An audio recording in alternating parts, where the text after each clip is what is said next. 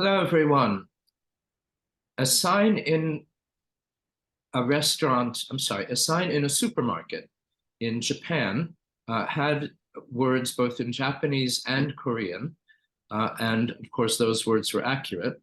And it meant to say that children and seniors should not sample the products in the supermarket. And instead, it wrote in English, "Please do not eat children and the elderly."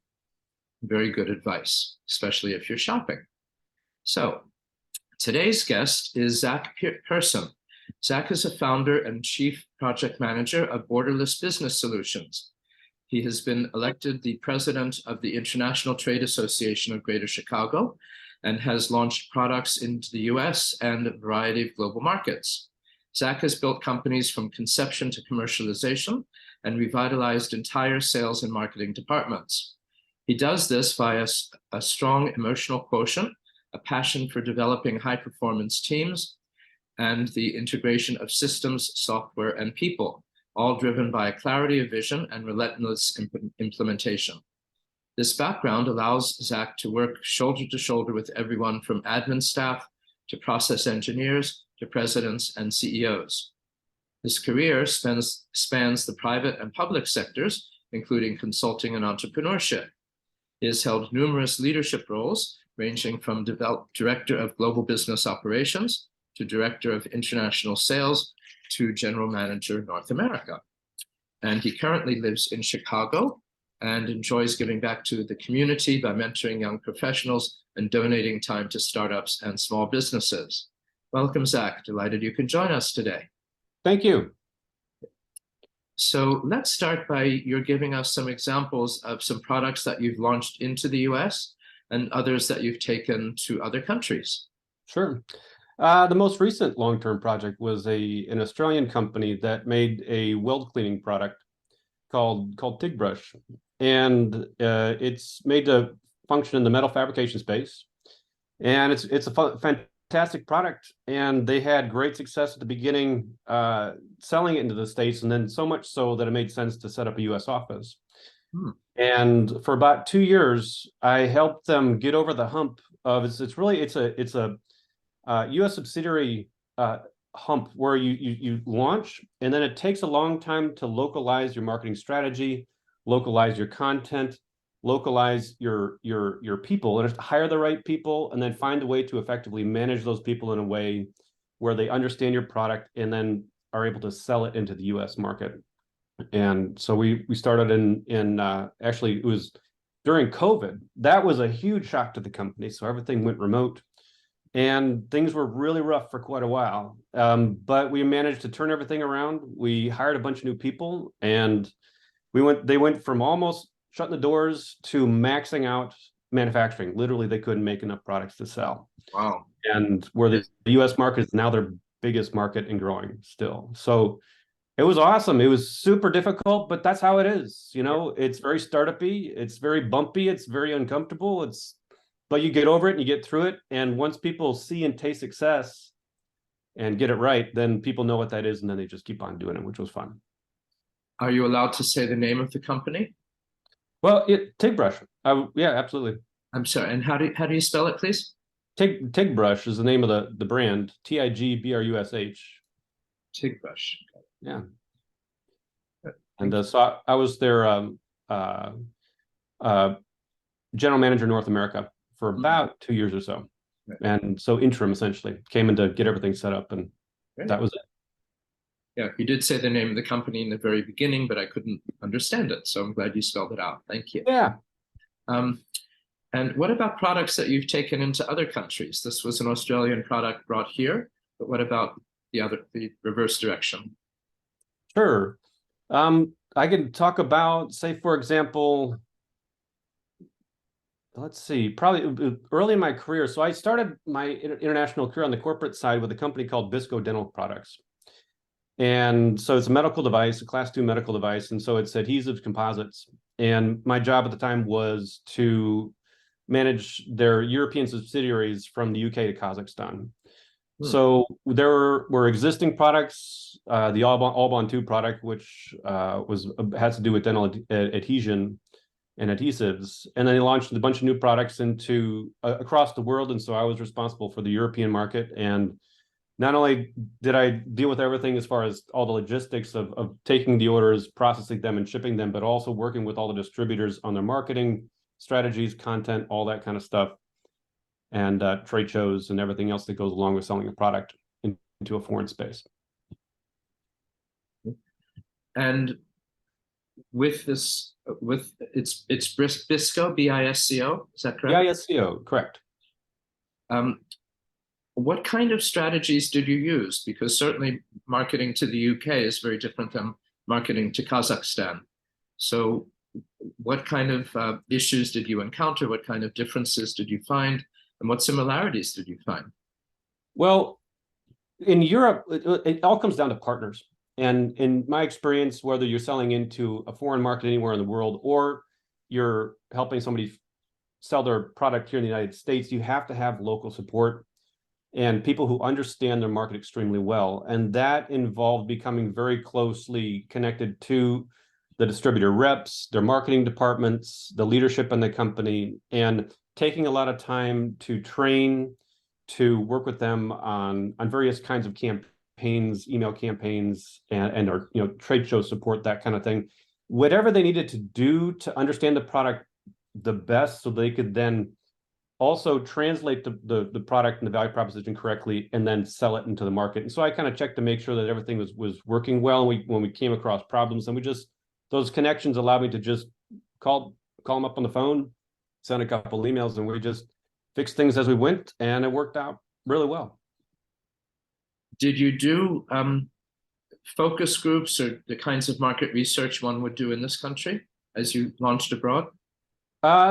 At that point in time, it was an existing, the product itself was fairly well established, and the company was very well established, and the products were new, and the distributors and our business partners in the region and the countries knew the product and market very well. So they also knew their customers very well.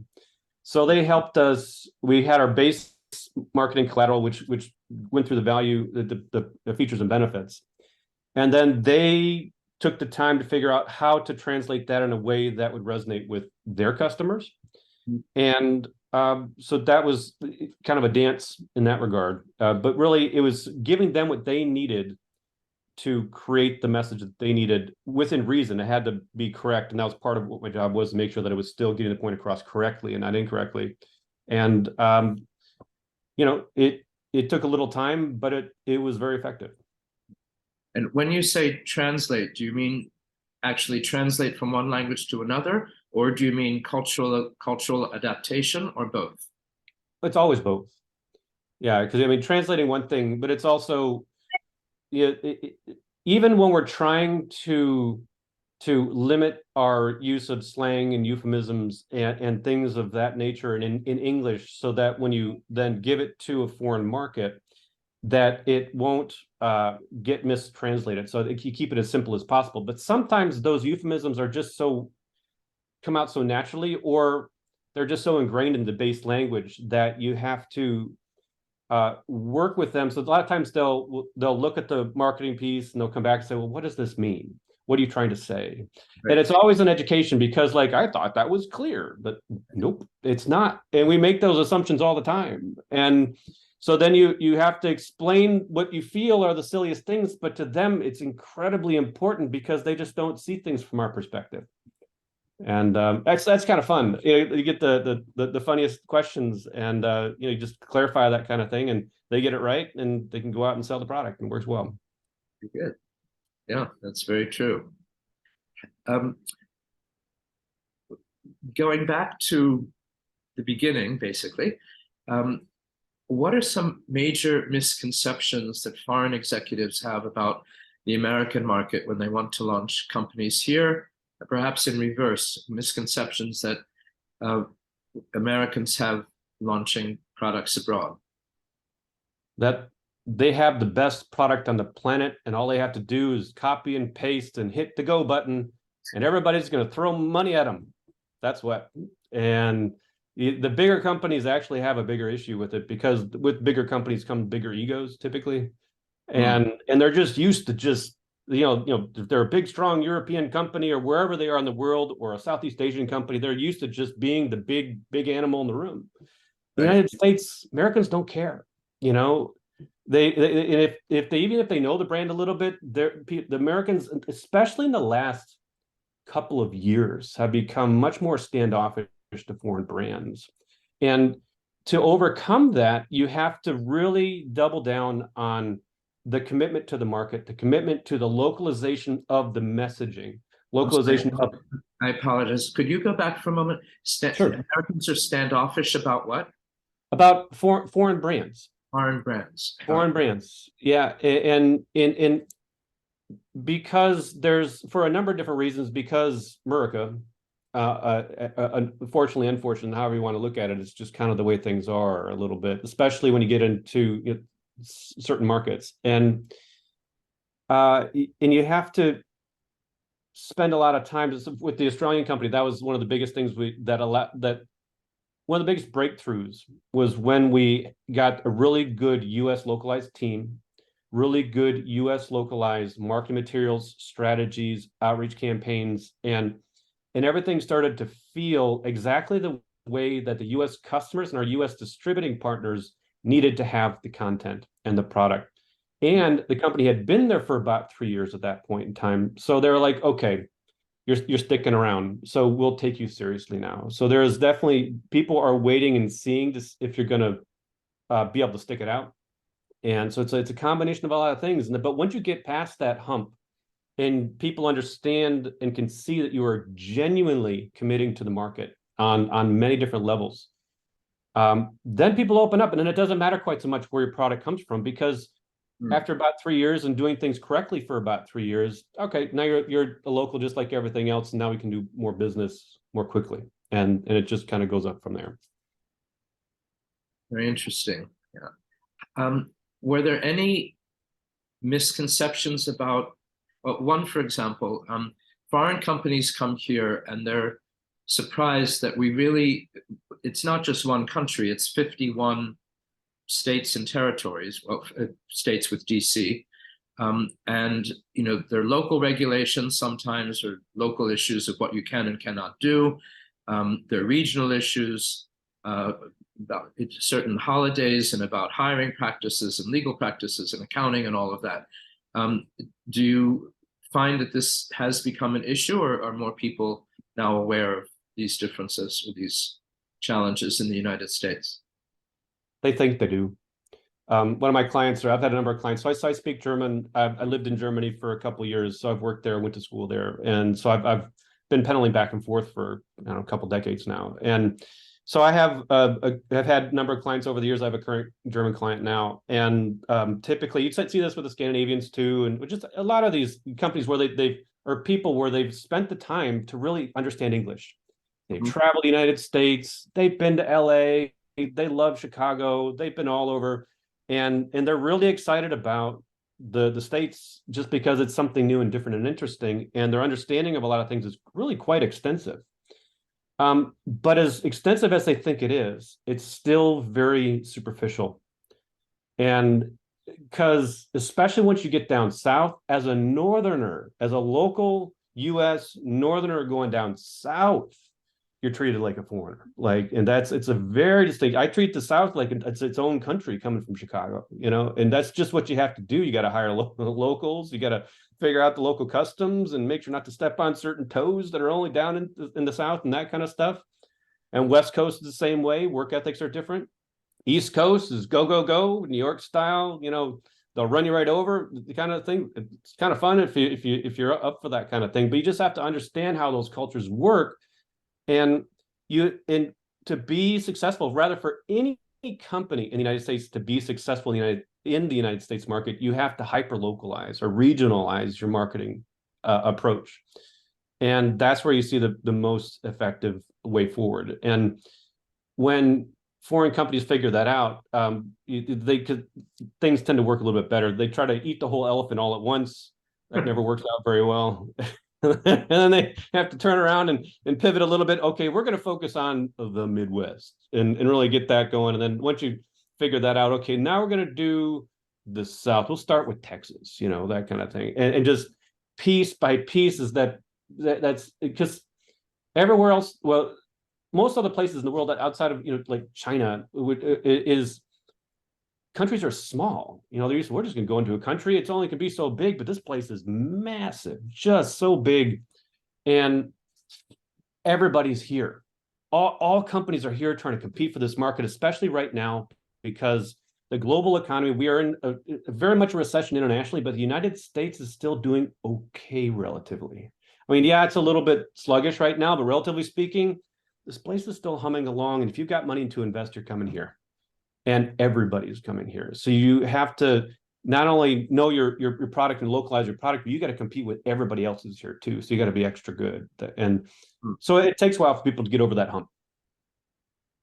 Can you give us some examples of how companies have localized for US regional markets? Yeah. So for like for the South, okay, so if you're going to regionalize for the South, it's really important that you have some kind of a Southern ambassador of some kind of distributor, somebody who can help put together campaigns that use a little more of the Southern drawl, the Southern twang, the Southern feel. And there's a different way of using the English language, and they're very sensitive to stuff like that. And most people are used to getting generalized English marketing communications, but when you localize it to where it has that Southern twang to it for that they're used to hearing, it's way more effective but it takes a local to be able to do that kind of thing. And same thing for other places in the country. If you're selling into Germany, if you're selling into East Germany, it's a little bit different language. Down East, West, North, South, it's a little bit different German. And if you can tweak it and localize it to that particular region, it's so much more effective. But you have to have local help to do that. Are you speaking about spoken television commercials? Because print ads wouldn't show any differences, for example. But they do, and emails. Oh yeah, because using some slang, using contractions, using apostrophes, and using just different ways of and they're very subtle. And really good copywriters know these kind of things and know their market, and they can tweak things in such a way to kind of bend that particular ear a little bit better. Very interesting. Does the same apply for industrial products or just for consumer products? You're dealing with humans, and humans want to hear things the way they want to hear things.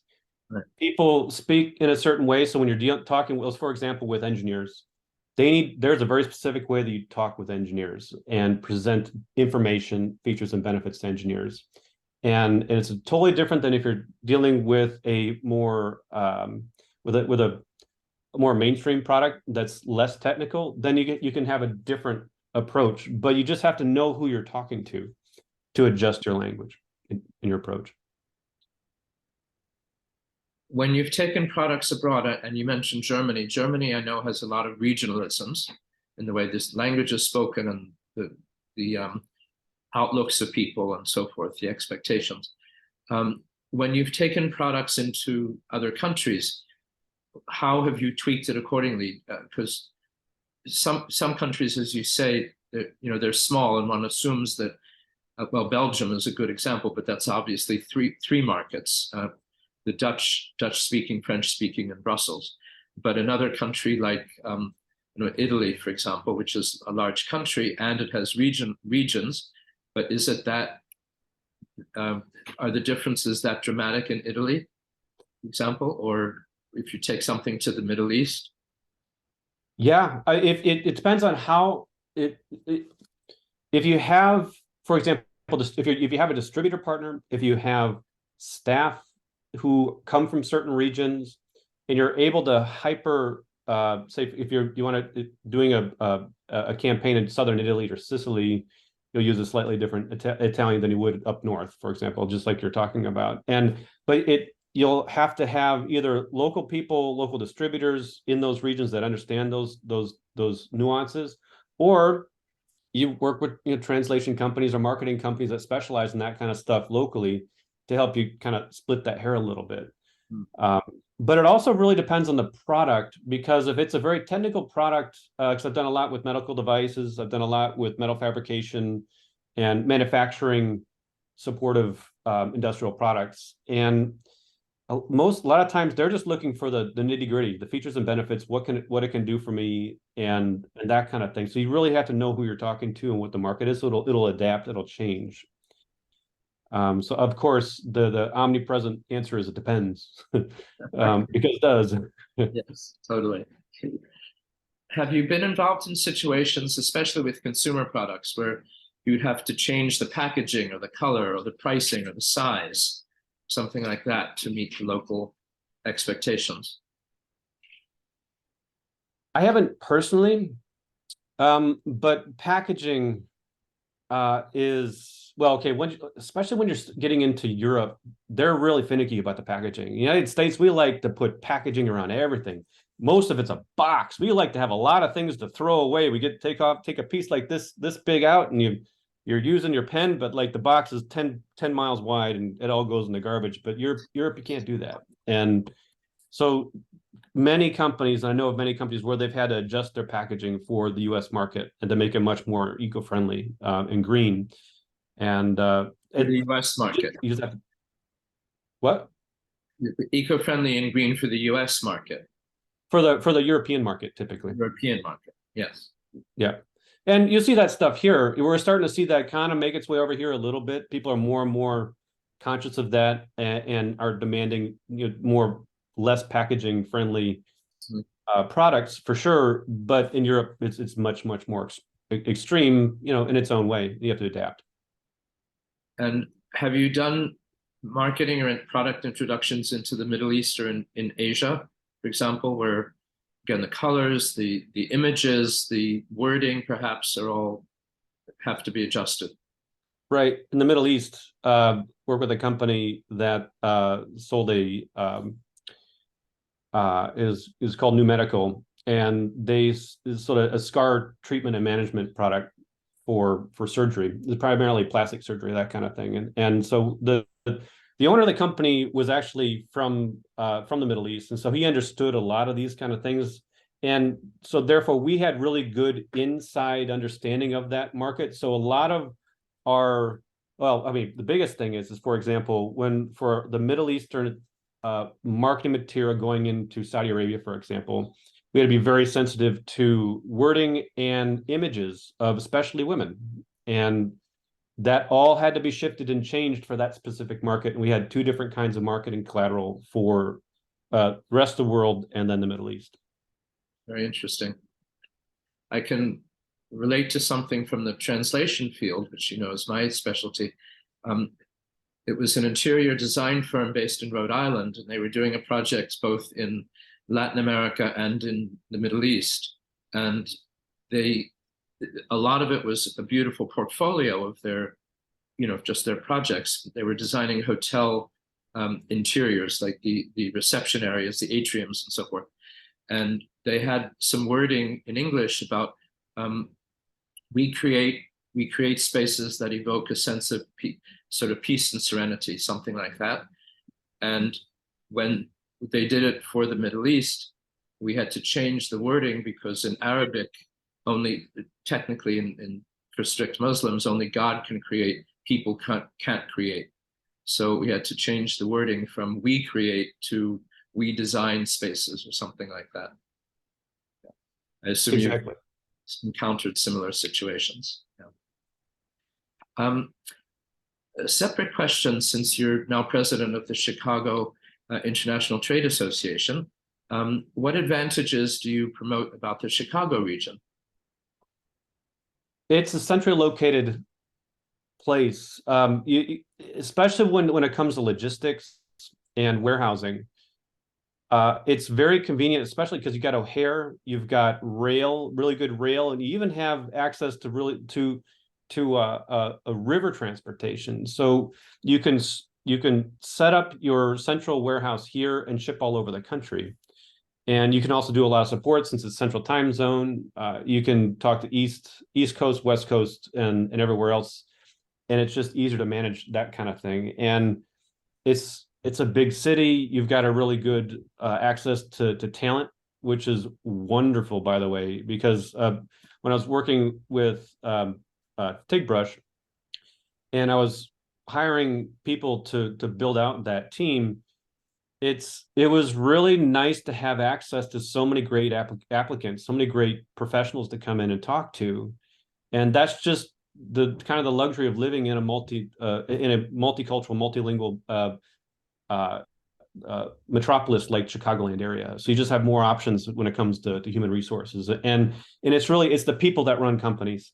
You have to have the right people, and then you have to give them the tools to be successful. And when you get all that together, the magic happens, and it's a beautiful thing when it does. Yeah, very true.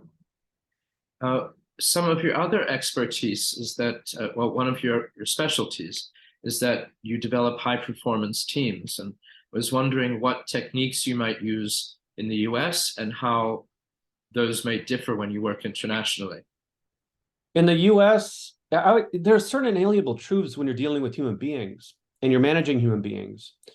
And you have to approach the situation and the position in a way that where it is an opportunity for that individual to grow, to become a bigger and better professional and human being. And it's also important that as management in the company, that people can see that management is really serious about helping their team grow and succeed, and also giving them the tools to succeed. And when you do that, that totally changes the dynamic of the relationship. And then one of the key things that I hire for, I mean, heck, anywhere, especially when you're dealing with international companies where there's a lot of ambiguity, there's a lot of things to learn that you may not understand right away, is the ability and willingness to learn, curiosity. Because that will help you get through just about anything, because product knowledge you can train on, within reason. And especially when you're dealing with multicultural, multilingual stuff, fortunately, unfortunately, in the United States, Americans don't necessarily have the exposure to that kind of stuff, really. So most people speak only English and don't get exposed to a lot of these different cultures and languages on a regular basis. And that's not necessarily an issue. The key point is that they have to be open to learning about it, open to learn the other side of the coin, and learn what they need to learn to be successful, and not resist it. So that's a key part of success, really. And do you find that certain peoples perhaps are more resistant than others, or is it a total individual basis? Totally individual basis. And it's, it really depends. I've interviewed people who had incredible technical experience. I mean, they knew the market 6 ways from sideways, and they were just rock stars in their own little space, but they couldn't be bothered to understand or want to know anything about other cultures. And there's no way and heck, I'd hire them, because they just wouldn't be successful in that environment. And it wouldn't be good for them, and it wouldn't be good for us, because they wouldn't be able to succeed. It just wouldn't work. And I've erred on the side of people that are open to these kind of things, that are willing to learn. And that has worked out wonderfully, because I just spend a little extra time on the front end, on the training, on helping them understand. And when people really enjoy the process, they like to grow. It gets back to, it's an opportunity to grow as a human being and as a professional. And so that just kind of goes hand in hand. And that tends to be the better way to go. Have you worked at all with companies going into India or China or Japan or Korea? Not personally, but I've worked with a lot of people who specialize in those spaces. And right now, just on the topic of China, the big business right now is getting companies out of China. And that's just the kind of the way things are right now. And India's ramping up. There's a lot of stuff, a lot of manufacturing and focus is shifting on Southeast Asia. Korea is a big space, and Vietnam, and that string of countries. And then, of course, India. And you have to have local representation. And especially India.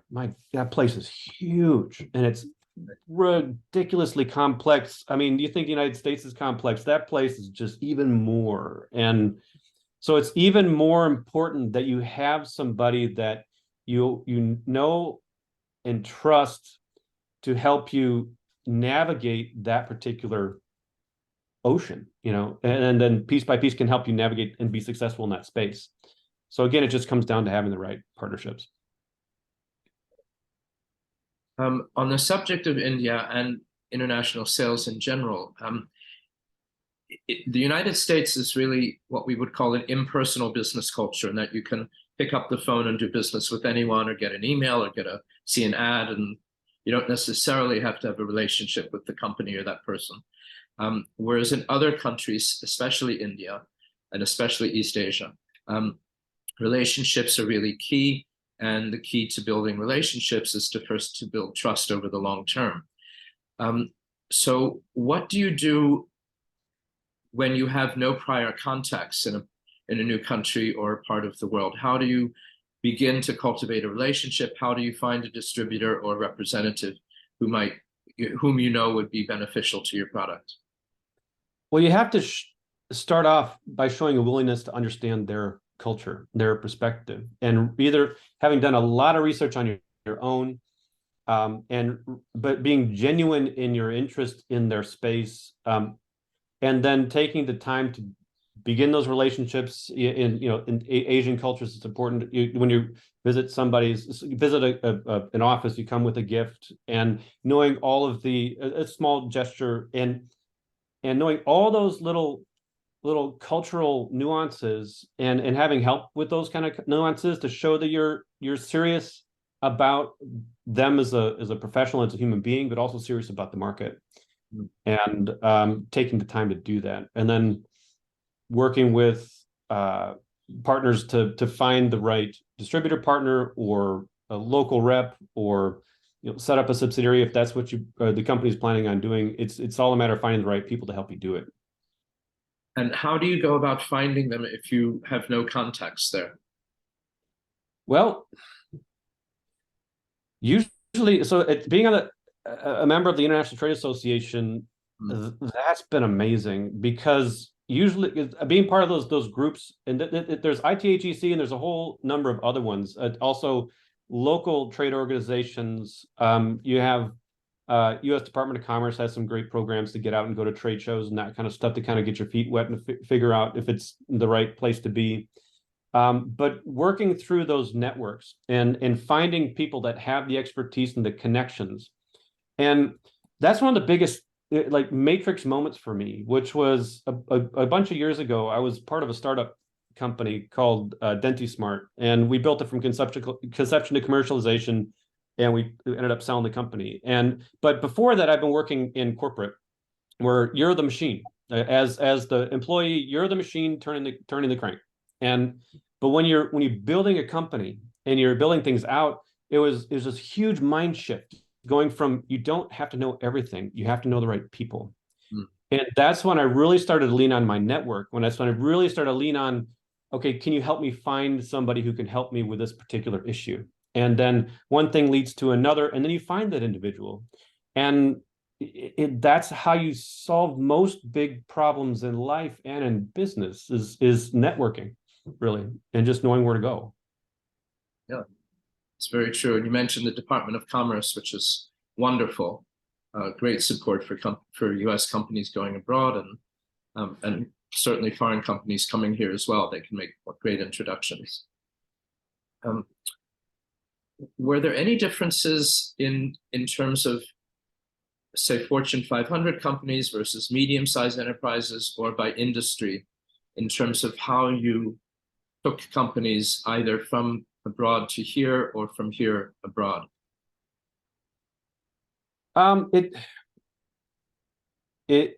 Smaller companies don't have the resources typically, so they have to be a little more scrappy. But a lot of times what you'll see is they're a lot more innovative.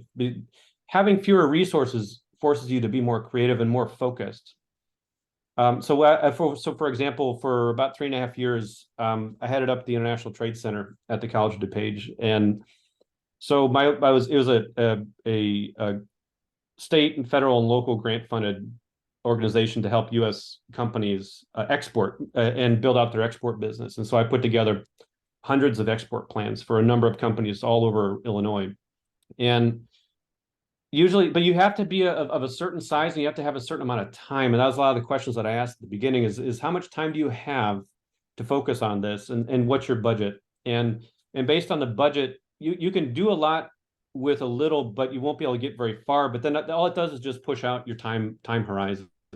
So instead of getting into a market in 2 to 3 years, it'll be a 5-year plan. They'll use the budget that they have to do market research, to get a step grant to go on a trade mission to whatever country they think makes the most sense, for example. And just step by step by step, it just slows things down. But usually the most successful companies that get into the export space have someone on staff who's really dedicated to the process, who is really excited and has a particular set of qualifications or background or just interest to build a global business, and they're willing to spend the time and the consistent effort to make it happen. And then you find those key people and you work with them, and little by little by little you get them into particular target markets that make the most sense after doing the market research. And the key part is there has to be a quick win. You have to get into the market and find a way to make some kind of sales and to prime the pump. And once that gets going, then you can learn from that sale and then adapt and then do it again and again and again and again. And then it grows. The next thing you know, companies go from having 0 exports to having it be a third of their business, that kind of thing. But it's just a matter of speed. Although on the other side of the coin, a lot of the big companies, they're so big, kind of getting back to what I talked about at the beginning, where hubris is the biggest impediment to so many things in life and business, where they just think that we're just going to show up there to give us everything, and so there's a lot of eating crow as they walk in there and people just ignore them or it doesn't go the way that they want it to, and then they have to, okay, all right, totally change the way that they approach the business, become much more humble with the way that they approach their marketing content and in just strategy in general. But once they kind of come back down to earth and make that adjustment and pivot, then they have the resources to really turn up the gas and really hit it hard and really be more successful more quickly once they figure it out. I'm laughing because in our business, the largest companies, as you say, they've got, well, I would say that they're arrogant in many ways, and they think they know it all, and they make the classic mistake. They spend millions of dollars introducing their company name, their product name, their slogan, without first checking to see whether it would work in the target language or the top 10 target languages. And there have been some marvelous bloopers. The one about the Chevy Nova actually never did happen. That's a misconception. But my favorite is when Ford introduced the Pinto car into Brazil. The Pinto was here in the United States. They introduced it into Brazil, and they forgot to check the language, and they discovered that Pinto is the slang word in Brazilian Portuguese for male genitals, which is not the best name for a car. And similarly, I think it was AMC, American Motors, took the Matador car into certainly Puerto Rico, but I think elsewhere in Latin America. And Matador basically means killer. So this, again, not a great name for a car when you're taking it abroad into a Spanish country. So anyway, those are the examples that I certainly know of as well. Is there anything else you'd like to add before we close? I think that when it comes to just bringing a product anywhere in the world, the United States or anywhere else, it just is a matter of, you have to do your research. You have to bring in locals to help you understand, because as much as people can know the local language and culture as much as they think they do, the fact is that we don't. And just going in and just really getting the information that you need and taking the time to put together a good localized plan and then executing on that plan over a much longer period of time than what you think it's going to be. And time horizons just tend to be longer than you want. But leaders of companies want results now, or in a year, or 6 months, and that's just not going to happen. And so just adjusting expectations, but taking your time and doing things the right way, in the humble way, tends to work the best. Thank you. Before we close, I wanted to just remind everyone, all of our listeners, about the other products and services that we have available for you. One of them, as I mentioned, is what I would call name screening, checking the product name, the product name, the company name, or the tagline or the slogan in at least 10 major languages to ensure that you're not making a blooper, that your $1 million of investment will not suddenly go up in smoke because you forgot to check something. That's something, of course, that my company, Auerbach International, can certainly do for you, as well as any other language translation or interpreting need you may have. More than that, there's another new service that we're launching called igicworldwide.com. And it's basically to obtain the insurance settlements that you deserve. Insurance from property, casualty, personal injury. And we can do this, if you don't speak English, we can do this in Spanish or any other language for you as well, through interpreters and translators. So language is no longer a barrier to get you the settlement you deserve. There's another service which is basically business intelligent growth information through a company called Rainmakers, which is a superb partner of ours. And finally, a wonderful children's book that is not related to anything business related as this is, but a wonderful children's book called The Dancing Pancakes, with it spelled DANSING, which teaches young kids not to do drugs, smoke, or engage in any addictive activities, and a wonderful lesson to teach kids at a very young age. So with that, I wanted to thank our speaker today, our guest today, Zachary Person, who is the head of Borderless Business Solutions. And thank you very much for your wonderful insights in joining us today. Thank you very much. Glad to be here. Yeah. Bye-bye. Bye-bye.